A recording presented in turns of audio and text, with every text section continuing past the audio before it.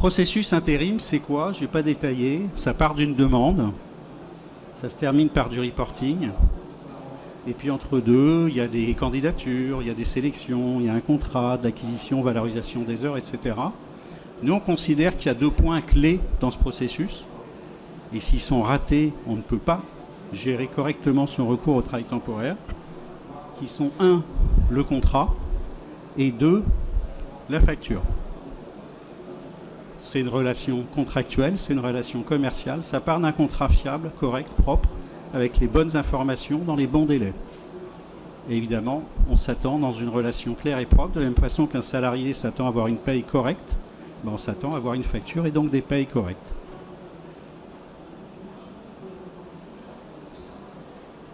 Constat sur le premier volet de ce process intérim, 80%, et en fait le vrai chiffre c'est beaucoup plus que ça, l'exception dans la vraie vie, c'est les contrats de mise à disposition fiables.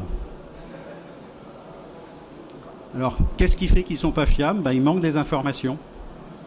Qu'est-ce qui peut manquer? La pénibilité au travail, certaines caractéristiques du poste, est-ce que c'est une surveillance médicale particulière, etc. etc. Tout ça, ça manque. Ou c'est pas les bonnes. Les cas de non-respect de la réglementation sont fréquents. Moi, j'étais chez un prospect pas plus tard que hier. Un contrat renouvelé 4 fois. C'est juste interdit. J'espère que tout le monde sait que le maximum en France, c'est 2 fois. Mais dans la vraie vie, ça arrive. C'est totalement impossible à contrôler complètement, sauf à avoir beaucoup de monde et de budget pour embaucher du monde. Et à titre accessoire, j'en parle quand même si c'est un sujet achat, vous signez par ailleurs les conditions générales de vente de vos fournisseurs entreprises de travail temporaire sans vous poser la question. Ça, c'est un constat qui est assez facile à faire. Il suffit de prendre des contrats de mise à disposition dans une entreprise utilisatrice et de les éplucher et de regarder. Quand on connaît le métier, c'est mon cas, on trouve très vite les problèmes. La bonne question, c'est pourquoi? Nous, on vous propose la réponse suivante, qui est de rappeler ce que j'ai dit tout à l'heure, que en fait, le contenu du contrat de mise à disposition, il ne dépend pas de l'agence de travail temporaire, il devrait dépendre du client. Rappel, l'intérimaire, il est sur le registre du personnel, les règles de paye, c'est les règles du client. Les caractéristiques du poste sont définies par le client, personne d'autre, c'est celle du client, etc. Dans la pratique, les contrats, les données contractuelles sont saisies par chaque agence de travail temporaire, chacune dans son référentiel propre. Et le référentiel d'Adecco n'est pas celui de Manpower, n'est pas celui de Randstad, n'est pas celui de Synergie, n'est pas celui de Space Personnel, etc. Donc chaque agence de travail, elle essaye de mettre ça dans son cadre à elle, qui n'est pas celui du client. Alors, si vous êtes promené il y a plein d'éditeurs de logiciels de paye, vous constaterez que déjà faire la paye d'une entreprise utilisatrice, c'est un sujet compliqué. Donc évidemment qu'aucune entreprise de travail temporaire ne peut imaginer structurer proprement toutes les règles de paye de tous ses clients. C'est simplement pas possible. C'est très compliqué à contrôler. Résultat des courses, il y a plein d'erreurs. Enfin, dans énormément de cas, en vrai, le contrat il est saisi alors que la mission a déjà démarré. C'est pas 100% des cas, mais c'est pas loin de 100% des cas. Deuxième sujet, puisqu'on a parlé des contrats, les factures, pareil. Les factures justes, complètement justes, c'est l'exception. Mais vraiment l'exception. Il y a autant d'erreurs sur les factures qu'il y en a sur les contrats. Les premières causes d'erreur, c'est évidemment les règles de paye. Et il y a une façon très simple de s'en apercevoir. Vous prenez pour une entreprise de travail d'entreprise utilisatrice 2 factures pour exactement le même métier de 2 agences différentes, de TT différentes, sur le même horaire. Vous avez constaté que ce n'est pas les mêmes rubriques de facturation et donc de paye. Ce n'est pas les mêmes. Il n'y a pas le même nombre. Et le montant de paye, c'est pas le même. Donc déjà, c'est un problème. Donc c'est pas fiable. L'égalité de traitement n'est pas respectée. Il y a aussi des erreurs sur les coefficients. À une époque, Direxil faisait des audits de facturation qui ne portaient que sur les erreurs de coefficients. On a aujourd'hui des confrères qui font ce métier, que vous connaissez sans doute ou pas. Donc il y a aussi beaucoup d'erreurs sur les coefficients, mais en fait, leur impact est moindre que les erreurs sur la paye. Donc c'est compliqué, il y a plein d'erreurs, et il y a beaucoup de volume, et personne n'a le temps de contrôler. Ou presque personne n'a le temps de contrôler. En agence de travail temporaire, il n'y a pas le temps. Chez le client, en général, au mieux, on contrôle les heures quand on a le temps. C'est déjà pas mal, mais pas toujours. Mais le détail des règles de paye, c'est pas contrôlé. Exemple d'erreur, erreur typique, ça c'est presque 80% des cas, ça arrive. Il suffit de poser la question. En majorité, travailler le dimanche en France, c'est plus 100%. Mais il y a plein d'endroits où c'est plus 50%. Dans 80% des conventions collectives où c'est plus 50%, les heures travaillées le dimanche sont quand même facturées plus 100%. Pourquoi ? Parce que les systèmes d'information des agences de travail temporaire, ils sont prédéfinis pour le cas général et l'adapter à chaque caractéristique des clients, c'est compliqué, c'est lourd, ça coûte cher et donc c'est pas fait ou très peu fait. Et comme le client ne contrôle pas ou pas toujours, ça passe.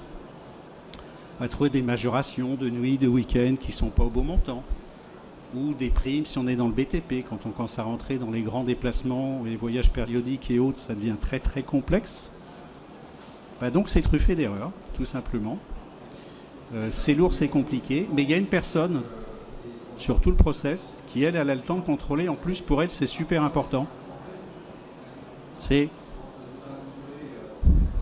suis désolé, il y a beaucoup de bruit autour. Alors je vous aide pour aller vite. C'est l'intérimaire.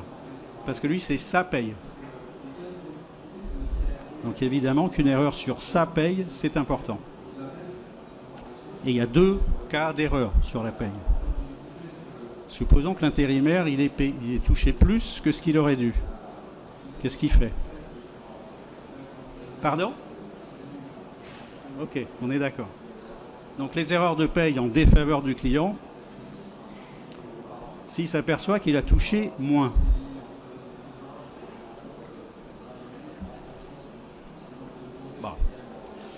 Donc, simplement et mécaniquement, les erreurs de paye en défaveur du client, sauf exception, perdurent.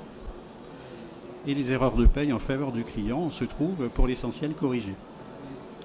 Troisième point, tout ça, toutes ces erreurs, toute cette non-qualité, et on n'a parlé que des contrats et des factures parce que c'est les sujets principaux, mais il y en a plein d'autres, ça coûte très très cher. Quand on regarde la réalité de tous les coûts de gestion administratif de l'intérim, de l'opérationnel au RH, aux achats, à la comptabilité fournisseur, on peut arriver, dans certaines entreprises, à avoir un équivalent temps plein administratif pour quelques dizaines d'équivalents temps plein intérim. Ce qui, par rapport à des payes, est totalement délirant. Ça peut aller jusque-là. Donc tous ces sujets-là, bien entendu, les clients. Alors pourquoi les documents, on l'a vu, ils sont hétérogènes. Ce n'est pas les mêmes référentiels. Les contrôles sont fastidieux, donc pas faits, des saisies multiples, les heures. Je crois que j'avais compté dans le BTP 1 heure et saisie en moyenne, c'est un cas extrême, entre 6 et 7 fois, 1 heure d'intérimaire. Une seule heure d'un seul intérimaire, c'est saisi entre 6 et 7 fois dans une entreprise de BTP. Alors ça occupe, c'est bien, ça fait de l'emploi, mais c'est pas forcément super efficace. Évidemment, vu les erreurs, si on veut vraiment les gérer, les litiges, c'est d'une lourdeur infinie à gérer.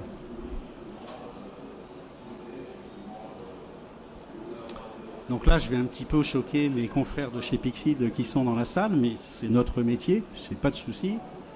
Nous, on considère que dématérialiser, c'est bien. Ça a des effets positifs. On n'a plus de papier, enfin moins de papier. Mais ça règle strictement rien de ce qu'on vient de dire. Parce que mon contrat qui n'était pas correct sur papier, je l'ai en PDF sur un écran, mais il y a toujours les mêmes erreurs dedans. Ça ne change rien. Même chose pour ma facture. Ok, je les ai à l'écran, j'ai toujours besoin de les contrôler. Il y a toujours les mêmes erreurs. les démontrer. Et les gens qui font des audits de facturation, ce qu'on ne fait plus aujourd'hui, nous, ils constatent qu'un client intérim, il utilise ou pas une plateforme de dématérialisation, ça ne change pas le taux de facturation, d'erreur de facturation moyen. Ce qui est logique, vu ce que ça fait. Et dans tous les cas de figure, l'entreprise utilisatrice, le client, reste totalement dépendant de la qualité, de la saisie du travail, des informations faites dans chaque agence de travail temporaire. Je rappelle, chacune avec son référentiel à elle, destiné à s'adapter au maximum, au moins mal possible de tous ses clients, de toute la diversité de ses clients. Et avec souvent, ça je pense que vous le savez aussi, un turnover extrêmement fort dans les agences de travail temporaire. L'agence de travail temporaire, c'est un métier très dur, il y a plein de volumes. On est en permanence dérangé par le client au téléphone qui n'a pas ce qu'il voulait, l'intérimaire à qui son client a fait quelque chose qu'il n'aimait pas, ou qui vient demander pourquoi on ne lui a toujours pas trouvé du travail, etc., etc. Ça, c'est la vie, c'est le quotidien de l'intérim. Et donc la qualité administrative, quand on a le temps, c'est bien, c'est-à-dire pas souvent. Voilà. Alors, est-ce que pour autant c'est mort et c'est impossible et cette non-qualité, elle est définitive et impossible à combler? Eh bien non, c'est possible. Oui, c'est possible.